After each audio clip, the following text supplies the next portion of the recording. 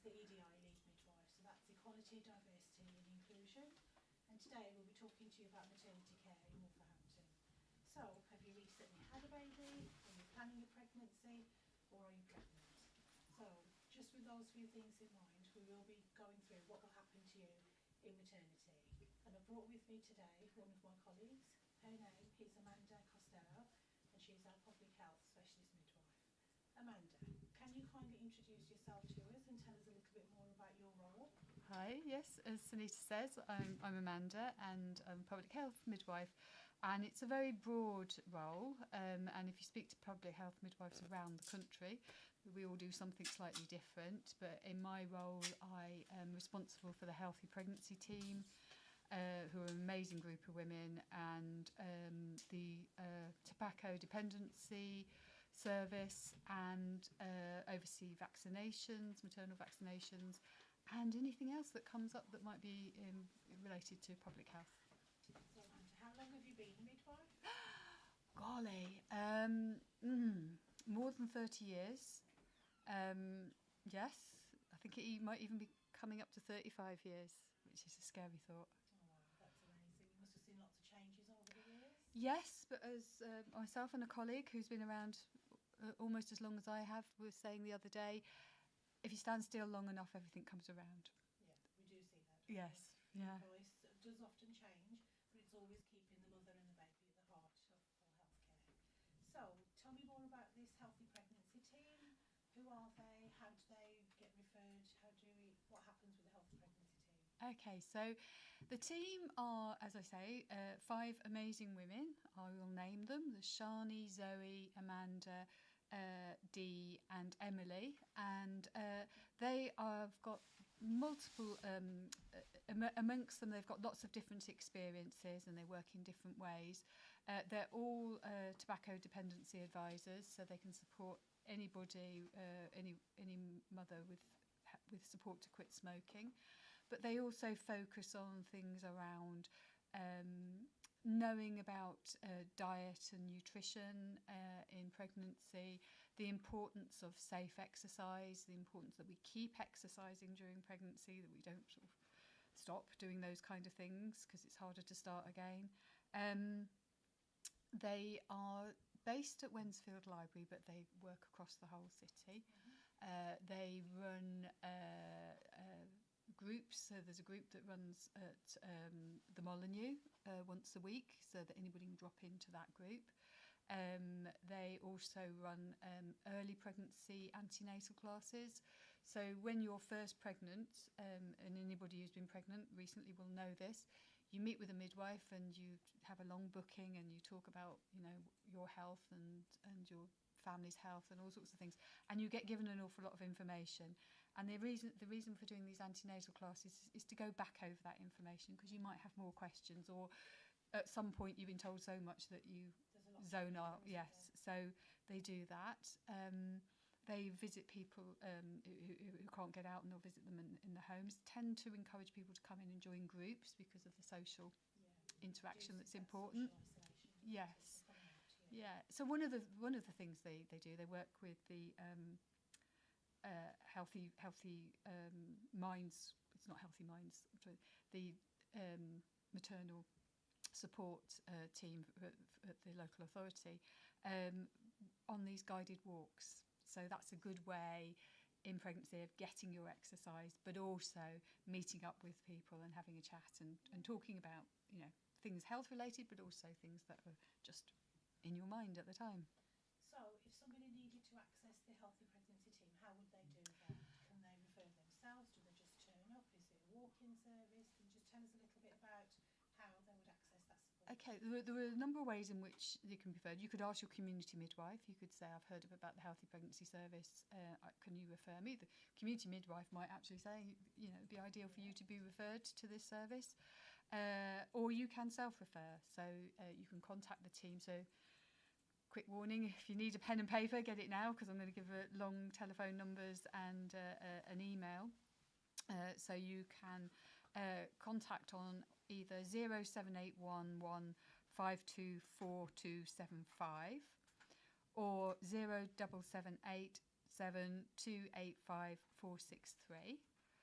or by email, which is rwh-tr.healthy-pregnancy-team@nhs.net. Not the the shortest email address, but there you are.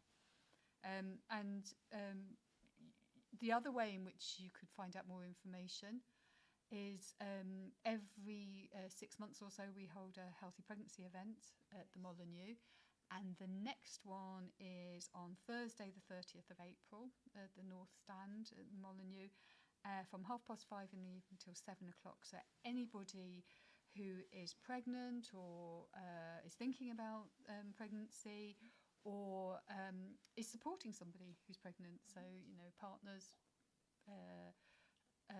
relatives, anybody can come along and find out more information then. But we'll probably talk about that a bit more in the... Yeah, we'll go on to that later. So do you have to be a certain number of weeks to access No. the healthy pregnancy No. team? From the minute you're booked, you can access the service, and actually, in many ways, because we're talking about things about making sure that we are having a healthy weight and diet and exercise and the social networks that are available, the sooner the better, really. Yeah, that's great.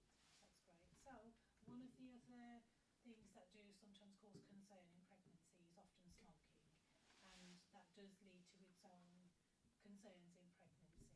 So can you tell us a little bit more about the effect of smoking in pregnancy, please, Amanda? Okay, so the harmful thing around smoking is the carbon monoxide. So every cigarette that you light, or anybody who lights around you, they're breathing out carbon monoxide, and that's what causes the harm. So it stops the placenta working efficiently, so people that smoke or are in environments with a lot of other people are smoking and they're getting this carbon monoxide are more likely to their babies not to grow as you would expect them to, for the babies to be born prematurely, for the babies to be more likely to develop things like asthma and have some learning difficulties later on, and sadly the saddest thing is that especially in Wolverhampton, if you smoke, your baby is more likely to be born sleeping than if you don't smoke.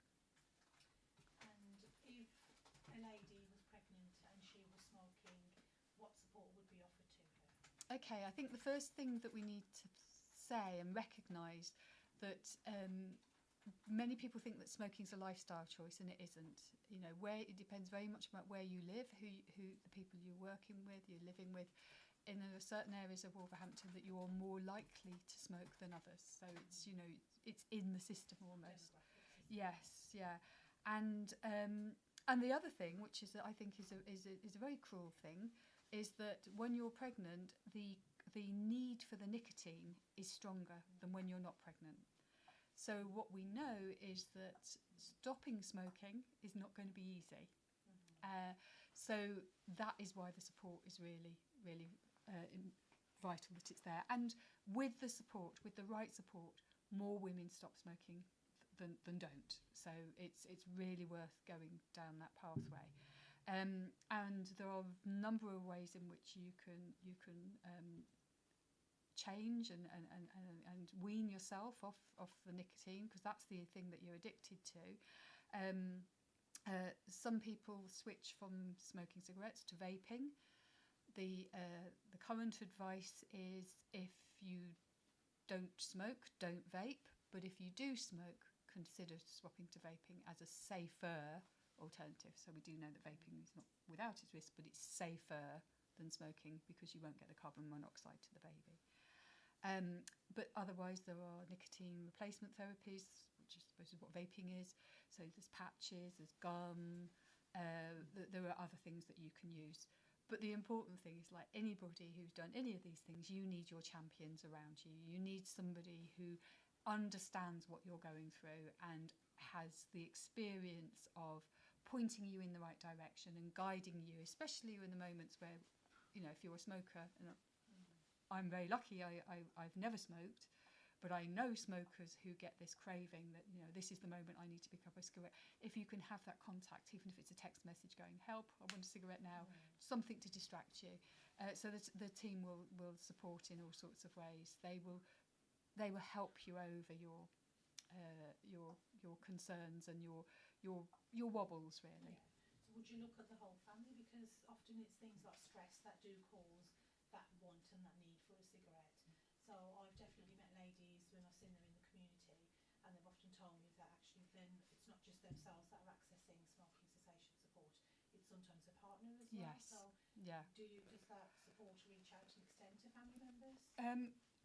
It does, in the terms of the support, in terms of like, this is a great thing and we will support you, but in terms of access to nicotine replacement therapies, most families will have to either buy their own, or there is the Wolverhampton service that you can be referred to. But you know, what we do know is that if anybody around you also supports you in that quit attempt, you are more likely to succeed. Strength in numbers. Yes, and the government recognises this, and there are a couple of incentive schemes, and one of them we've only launched in Wolverhampton literally yesterday. So one of the incentive schemes is that, you know, if you can set a quit date, and if you can remain smoke-free, and the longer you are smoke-free, the more likely you are to be smoke-free in the future, you will get an incentive payment. It's quite strict criteria. You know, you can fall off the wagon once, but you can't fall off it twice and still expect to receive the incentives. And as I say, the government recognises the import of family support. So now there's the significant other. So if you have, you know, your partner or another family member, you can only pick one person, or even a close friend who can come on that journey with you. There will also be incentives for them, so long as the pregnant person remains smoke-free and the other person is smoke-free. And we verify it by asking people to blow a carbon monoxide reading. So anybody who's been pregnant will have had that at booking. That's incredible. I mean, that is really brand new. Yeah. I didn't know about that before. Yeah. I think the other thing is we do monitor the CR reading. So when you do go for your normal community midwife appointments, you will be asked to blow into a CR monitor. And if the reading is above 4, even if you say you don't smoke, that still warrants a referral. And Yes. doesn't fit to the smoking cessation. And the team will come along and talk to you. And if everybody in the family is smoke-free, advice around checking your boiler. Interestingly, candles.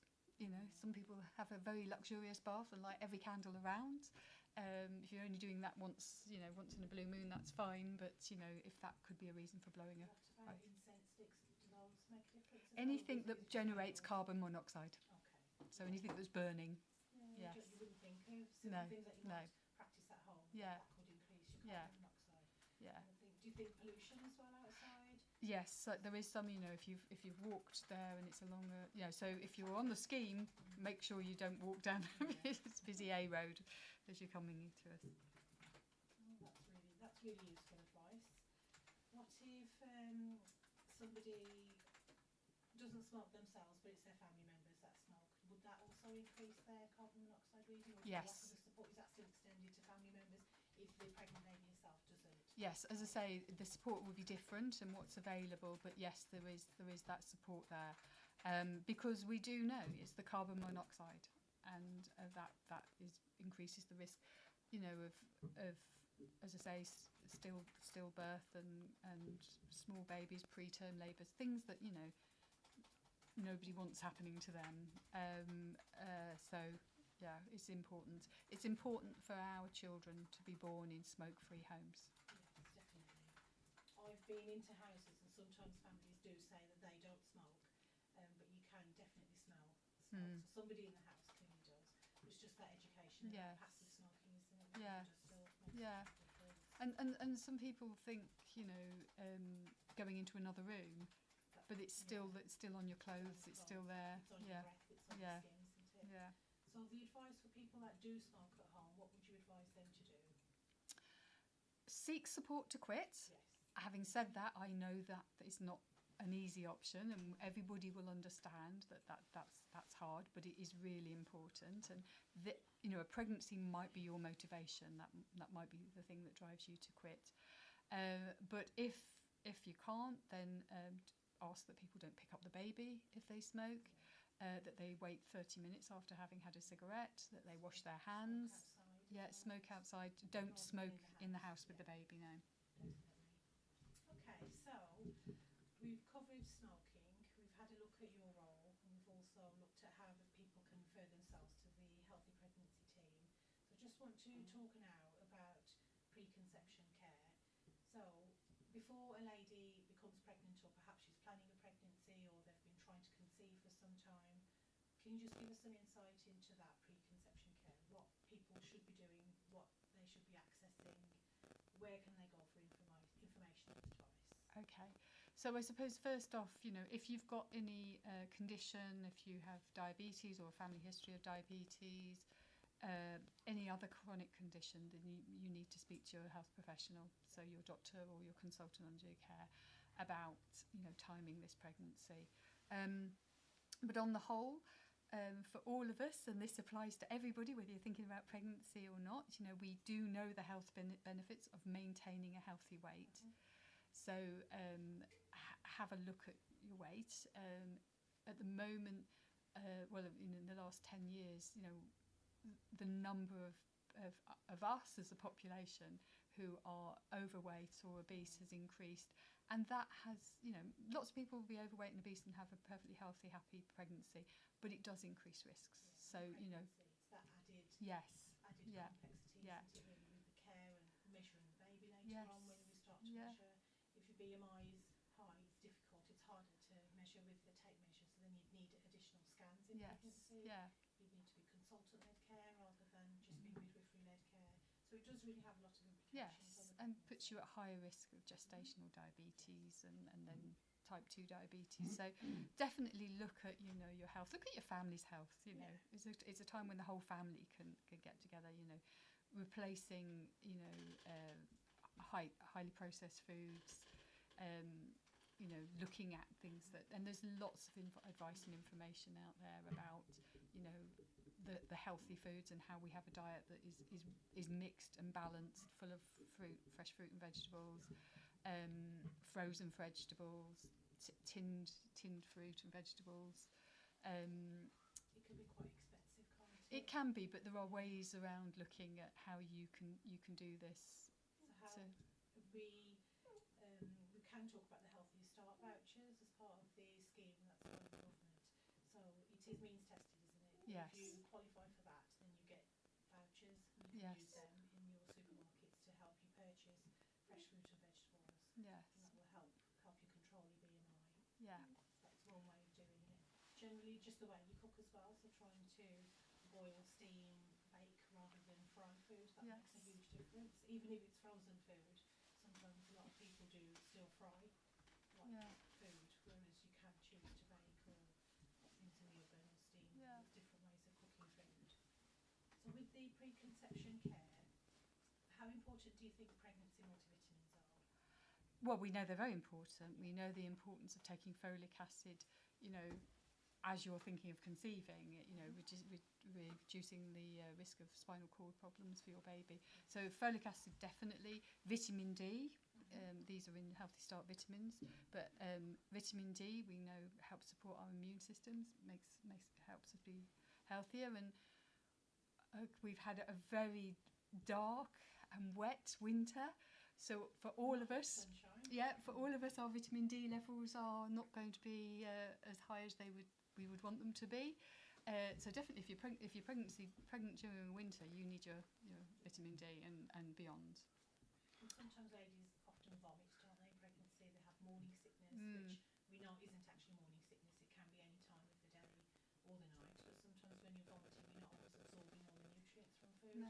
So having a pregnancy multivitamin will help just to top up your balance really that you need in pregnancy. And the nausea is really hard. Again, the healthy pregnancy team would be able to give you lots of advice about managing nausea, because one of the strange things about nausea is you suddenly want to eat things and eat more, and it might not be the thing that's the best for you. So about managing that and what you could eat. Do you have a top tip for nausea?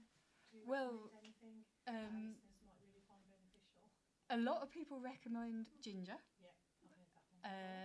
So and then try and avoid things like ginger biscuits because they're going to be high in sugar, or make your own, and maybe use things like dates to sweeten, so you're getting no sugar biscuits, yes, rich tea or arrowroot. Yeah. When I did my training years ago, that's what my midwife always used to tell all the women, was always make sure you've got rich tea next to you when you wake up, and it stops that nausea. Yeah. And people would come back and they'd say, Yeah. well, try that, it was quite helpful. Yeah. Or if somebody's kind, the really kind people around, making you a nice piece of toast in the morning. Yes. And even dry toast can be the thing. So eating quite early, taking sips, eating small amounts. Just keep your fluids up as well, I think.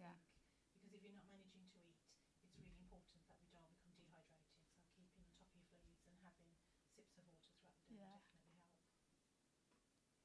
Yeah. So, regarding pregnancy multivitamins, do you think there's a particular time that people should take them? Do you recommend they should be in the morning or in the evening? Or does it not matter? I think I would say take them when you remember. You know you're going to remember to take them. So if it's you put the kettle on and that's when you're going to take them. If it's just before you brush your teeth, take them. It's getting in the habit of remembering to take them every day. So find your best way. But ideally, first thing in the morning is a good time to take tablets. And I think I've had ladies that say that the tablet's quite big, or it just makes them feel sick. The tablet itself doesn't suit them. So for those ladies, one thing you can try is having it at night before you go to bed, because even if you are feeling a bit nauseous, you will hopefully be asleep, so it shouldn't affect you too much. But yeah, whatever works for you. As long as you're taking it every day, that's the main thing. Okay, so the preconception care, although we're giving the advice, is there anywhere that women can go or families can go if they wanted to access some preconception care? As I say, first of all, you could go to your GP, but there are also groups that are run monthly. The next group that's running is on Saturday the 28th of March between 11 and 12:30 at the Bingley Family Hub on Norfolk Road in Penfields. So there you could go along and you could find out information about, as we've just been discussing some of these things, but also, how to book on into your pregnancy, what to expect, what will happen. Some people, it might be that they're struggling to get pregnant, so it might be about health and things like that. But if you've got any other concerns, then you need to see the GP. It's a point for a quick check-in, isn't it? If you've got any concerns about pregnancy, if you're taking any medication that you feel that you need to stop, you might just want to get some advice on that, because sometimes you don't need to stop your medication just because you're pregnant, because it may affect the health condition that you're taking that medication for. For example, mental health, it could be antidepressants. We need you to continue them. Only stop your medication under the advice of a doctor or your GP. So that's quite important, not to stop any medication unless you've been medically advised. But coming along to those preconception, those prenatal sessions, that is somewhere that women can go to. Just to talk about things, if you've got any concerns, you can discuss them with midwives that are there and just get some advice. Okay, so we will be shortly going to a break and then we'll continue our conversation. How have you found that this morning, this afternoon? Sorry, This afternoon, the day's flown by, hasn't it? That's gone quick, hasn't it? Yeah. So we'll speak to you shortly after the break where we'll continue our conversation.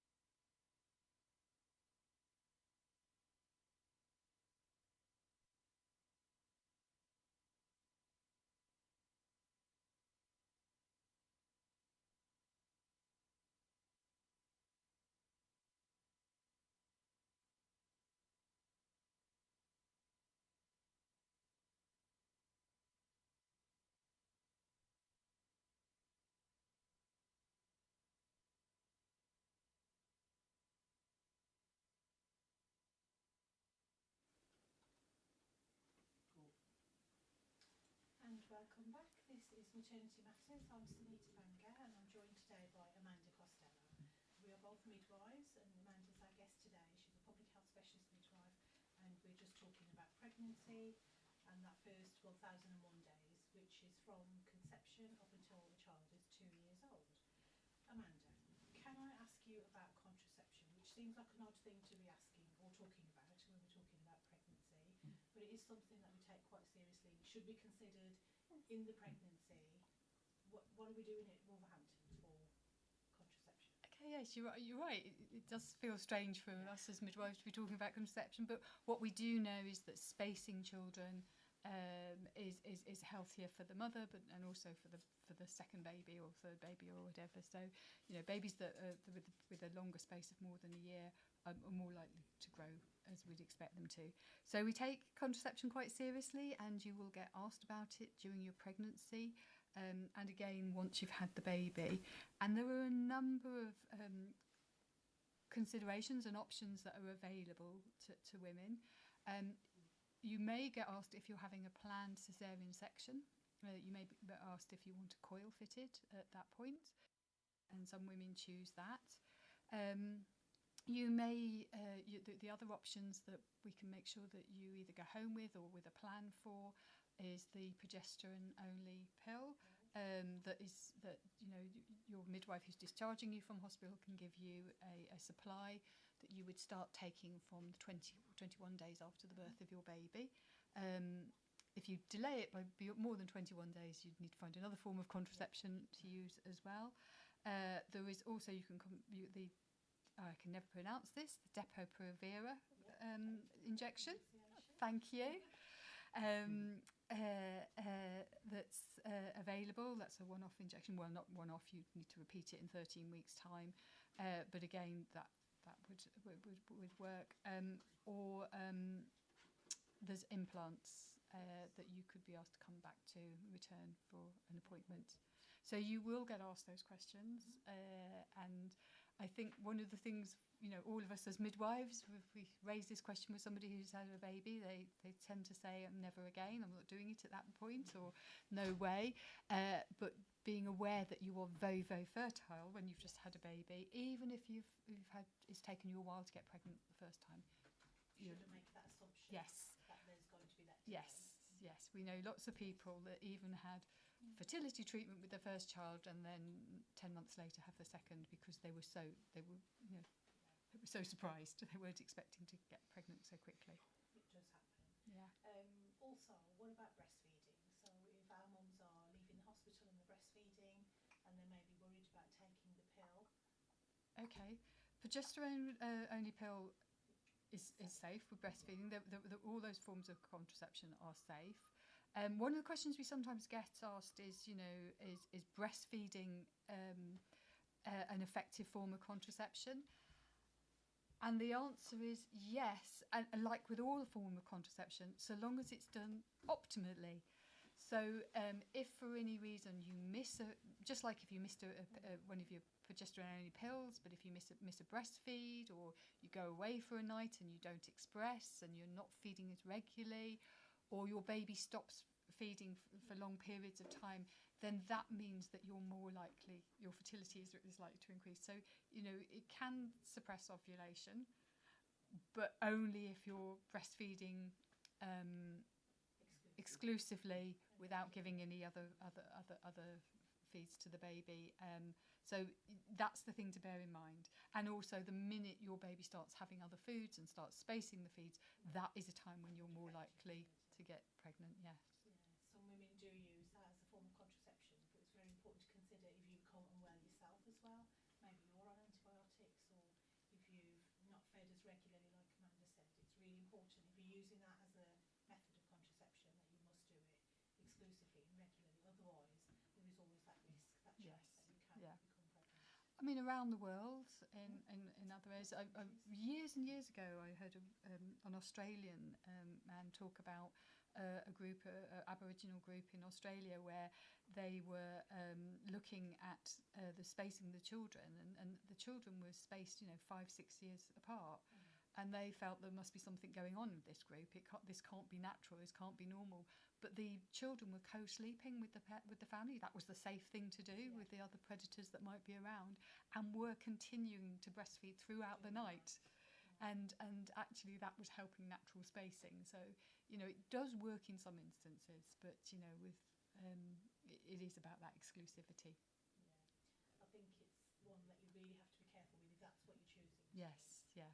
A lot of people often say as well that they're just abstaining, they're just not going to Yeah. have intercourse, but it's not worth the risk really. If you are, or if it's unplanned, just make sure you're using a barrier method or using something on those occasions where you haven't got more of a permanent solution really. Yeah. Available If you for miss contraception. your pill, or you don't take it every morning or whatever it is, you know, just be aware that you will need to use another method. Yes. I think in antenatal classes we do talk about contraception, and most families are quite confused, thinking, oh, we've come here to learn about how a baby is born, antenatal classes, and now you're talking about contraception, but we just need you to be considering it and make those decisions really. Often women sometimes say as well that they're planning on their husband or partner getting a vasectomy, but unless that's arranged and those appointments are all put in place, or there's a delay, again, you still need to consider something for that period of time up until that vasectomy takes place. Yeah. So, shall we move on to vaccinations? What do we offer in pregnancy, and more importantly, why? Okay, throughout the year, we offer the vaccination against whooping cough, and that is because it provides immunity to the baby to be born, and it's given around 20 weeks so that you get the optimum immunity up until the point when the baby would naturally have their vaccinations. Babies have got an immature immune system, so they're more vulnerable. So whooping cough is offered. So what most people find is when they come for their 20 weeks scan, which is the detailed scan that you're offered at 20 weeks, around about that time they have their whooping cough vaccination. If you come to antenatal clinic and there isn't somebody there to give you the vaccine at that point, you can arrange to come back, and we do some twilight clinics at New Cross in the week. Again, check in first, don't turn up. But if you have booked an appointment, literally coming in for a vaccination takes 5 minutes. So we've arranged with parking that it's free parking if you're just coming in and out at that point. And then the other vaccination, which has been spread across England for at least around about 18 months, so September 2024 it was introduced, is the RSV vaccine, which is respiratory syncytial virus. And that is, you know, that is a common virus that is circulating in the population. And you know, for me and you, anybody else who got it, you know, we'd have a bit of a runny nose, we'd feel a bit rough, but actually we would recover quite quickly. But babies with their immature immune system, and elderly people, so it's often people over 75 as well, whose immune systems can't take that challenge quite so well. And it's really important because RSV is like, you know, for a newborn, but babies can lead to hospital admission. Some babies end up in intensive care, and very, very sadly, some babies die. It's a safe vaccine for women to have in the pregnancy. Like all the vaccines, they've been well researched. They've been given around the world, and in this country we've been given the whooping cough and flu vaccine for a long time.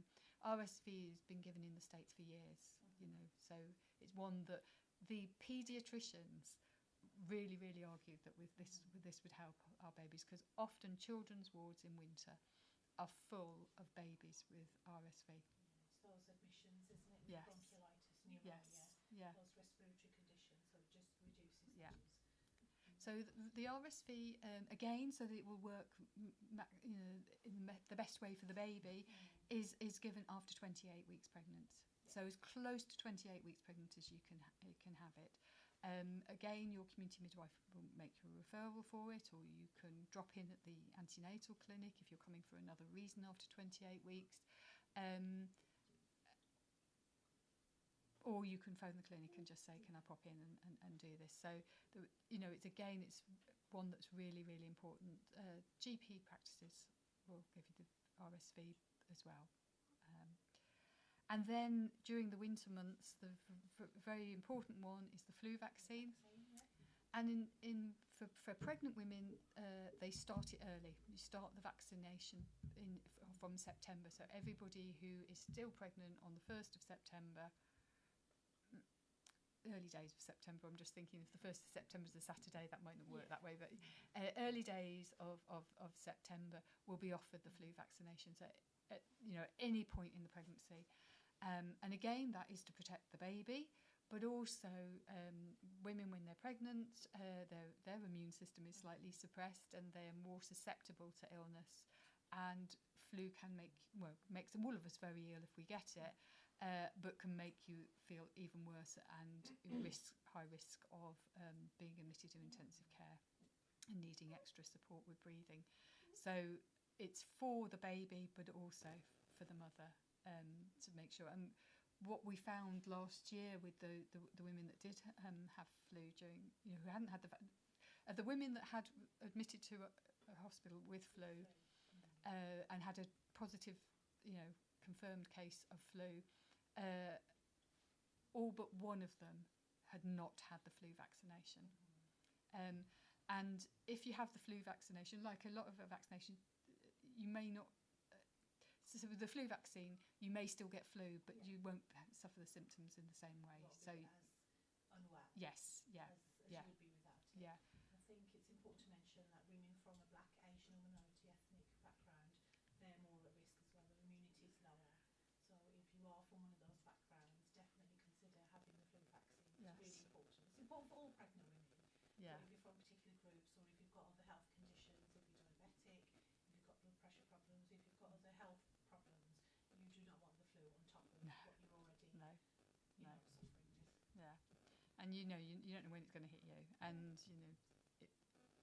this year the flu was circulating very early in the year. Quite commonly, it spreads really, really quickly over Christmas when people are travelling around and socialising. Yes, yeah. So if you can protect yourself and protect your baby, that's so a wise decision. the flu vaccine is available from early September until the end of March. So if you're pregnant now and you haven't had your flu vaccine, you can either speak to your GP or drop into antenatal clinic, where the lovely vaccinators there will give you. Can you tell me if somebody doesn't have their whooping cough or RSV at that time where we recommend that they should be taken, can they have them done afterwards? So let's say it's the whooping cough and the lady wasn't sure at 20 weeks when she's coming for a scan. If she wants to have it later on, is there still an opportunity for her to have it later on? Yes. I mean, we recommend those times. Those times are to give the optimum benefit to the baby. But, again, anything that protects the baby from these infections. And if she's breastfeeding, she's going to be protecting that baby. So those antibodies will be there in her breast milk to protect her baby as well. Okay, so one of the things that you mentioned earlier on was that your Healthy Pregnancy team do healthy pregnancy events, and we've done them in the past. I've been there myself. They've been really well attended, brilliant events. Can you tell us about the next one, please, and who will be there and what people can expect to find at the Healthy Pregnancy? Okay, great. So we do this in partnership with the Wolves Foundation. So we hold the events at the Molineux and with support from the Wolves Foundation. It's been the most sort of joyous bit of partnership work I've done, that I've been involved with. And we invite anybody who might be there or in any part of a pregnancy journey. So we have the digital midwife team who are there, who you can talk to about your Badgernet app. So if you're pregnant, you know what I'm talking about. If you don't, you've got that to find out about. We have the Healthy Pregnancy team there, again, who will talk about diet and exercise and what's available there. We have the pelvic health team. They come in and they talk about the importance of protecting our pelvic floors and what we can do there. The tobacco dependency advice is there. Neonatal team to talk about, health visitors, parent champions. Maternity, neonatal and voice partnerships. Yes, talk to them about sharing your experiences. Yes, and learning more and contributing. And the neonatal the dental support as well. So talking, because dental health is really important in pregnancy, and talking about that is really clear. And I suppose on that note, you've just mentioned the Maternity Neonatal Voices Partnership. The next meeting is on Wednesday the 25th, held at the Central Bus, I call them. Swimming and Fitness Centre, that's next week, isn't it? Yes, On Wednesday. yeah. And that will be an opportunity, particularly if you already had a baby or you're expecting to have a baby by caesarean section, but please come along anyway. But we're talking about the caesarean section pathway. So anybody who's had a caesarean section, we know we could, we're all doing our best, and we're trying to, we know it's a safe service, but how could we do it better? What kind of things could we do to make this experience better for women and families? So we want to do some work with people that have used the service, who can point out the bits that would help them and make things easier for them. That starts at 10 o'clock, is it 10:30? Ooh, I'm going to say 10.